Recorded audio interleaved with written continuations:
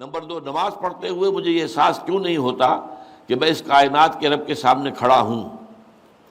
مجھے اس سے ڈر کیوں نہیں لگتا؟ مجھے اس کی موجودگی کا احساس کیوں نہیں ہوتا؟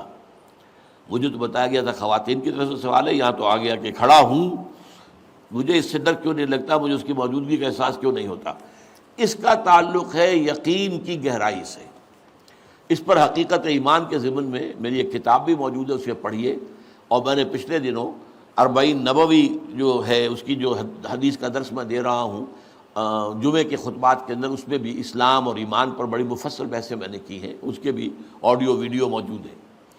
ایک ہے ایمان جس کو آپ کہیں گے لپ سروس، زبان سے ہم کہہ رہے ہیں کہ ہم نے اللہ کو مانا، رسول کو مانا، قرآن کو مانا، کتاب کو مانا، نبیوں کو مانا، آخرت کو مانا، روز قیامت کو مانا، جنت کو مانا، دوزخ کو مانا۔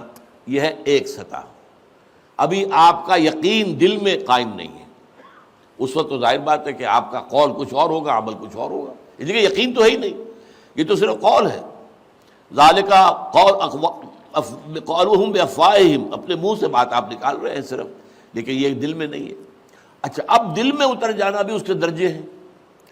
اس درجے اتر جانا کہ آپ ہر وقت یہ محسوس کریں کہ اللہ مجھے دیکھ رہا ہے، یہ ہوگا تو یقیناً پھر آپ کو نماز میں بھی لطف آئے گا۔ جیسا کہ قرآن میں آتا ہے فَإِنَّكَ بِأَعْيُنِنَا، اے نبی آپ ہماری نگاہوں میں ہیں، ہم آپ کو دیکھ رہے ہیں۔ جب بھی آپ مسلمانوں میں گھومتے پھرتے ہوتے ہیں اور تقلبک فی الساجدین، اور ان نمازیوں کو کے درمیان آپ دیکھتے ہیں کوئی کس حالت میں ہے۔ آپ رات کو آپ چکر لگایا کرتے تھے کہ کس کس گھر سے تہجد کے وقت قرآن پڑھنے کی آوازیں آ رہی ہیں، کہاں سے نہیں آ رہی ہیں، کون جو ہے میرا پیروکار جو ہے وہ تہجد پڑھ رہا ہے، کون نہیں پڑھ رہا ہے۔ اسی میں وہ واقعہ آتا ہے کہ آپ گزرے حضرت ابوبکر کے مکان کے پاس سے، اور مکان آپ کو معلوم ہے وہاں کوئی کنالوں میں تو ہوتے نہیں تھے، وہ تو چھوٹی چھوٹی جو ہے وہ جھونپڑیاں تک سمجھ لیجئے، معمولی سے مکان، بہت وہ ایک ایک دو دو کمرے کے جو ہے کوٹڑیوں کے، کمرہ نہیں کہنا چاہیے، مکان۔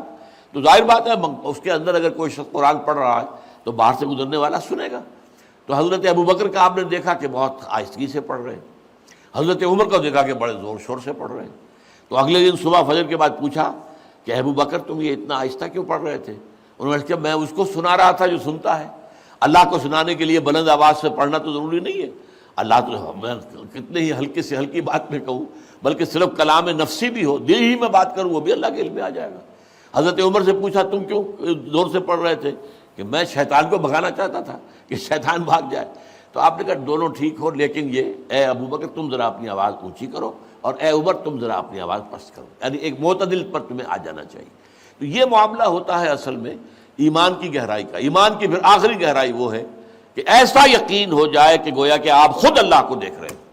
یہ جو احسان کی تعریف بیان کی حضور نے حدیث جبرائیل کے اندر، ان تعبد اللہ کانک تراہ فإن لم تکن تراہ فإنہ یراک، اس حالت میں اللہ کی بندگی کرنا، اللہ کے لیے بھاگ دوڑ کرنا، ان تعمل للہ کانک تراہ، ان تخشى اللہ کانک تراہ، اللہ کا خوف تم پر اتنا ہو جائے گویا کہ تم اللہ کو دیکھ رہے ہو۔ اب آپ اندازہ کیجیے